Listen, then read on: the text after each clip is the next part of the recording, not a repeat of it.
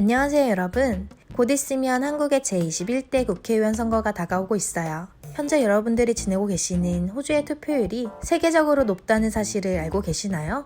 지난 2017년 제19대 대통령 선거가 있었습니다. 대한민국이 참 다사다난했던 해였죠. 그래서 그런지 19대 대통령 선거의 투표율은 77.2%로 이전 투표율에 비하면 상당히 높은 투표율을 보였습니다. 16대는 70.8%였으며 이와 같이 최근의 투표율을 보면 70%조차 못 미치거나 그 언저리였습니다. 하지만 호주는 매 투표마다 90% 이상의 투표율을 보이고 있습니다. 이번 영상에서는 호주의 높은 투표율의 비밀을 함께 알아보도록 하겠습니다.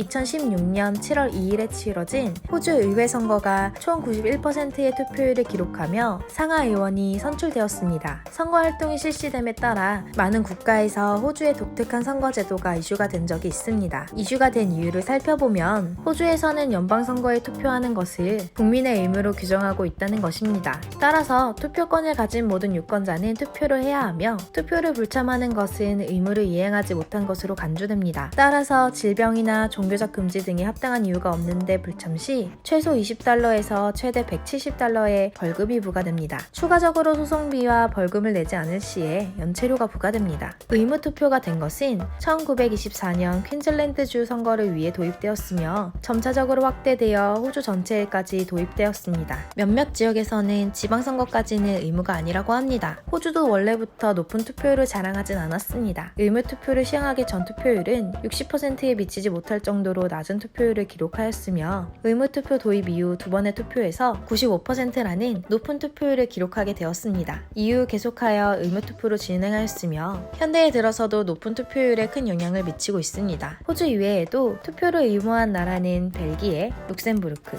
그리스, 브라질 등 19개국이 있습니다. 의무투표가 진행되기 전 찬성과 반대에 많은 토론이 있었습니다. 의무투표의 단점도 있지만 장점의 의미가 크게 지니고 있는 것 같습니다. 정치에 무관심하더라도 투표를 하기 위해서는 유권자가 누구인지 스스로 알려고 하지 않을까요? 사소하게 가족이나 지인에게 물어보는 정도라도 조금이나마 관심을 가질 수 있다고 생각합니다. 여러분들도 여러분들의 소중한 한 표를 행사하는 것을 귀찮아하지 마시고 아름다운 대한민국을 만들어갈 수 있도록 투표에 참여했으면 하는 호주영의 바람입니다.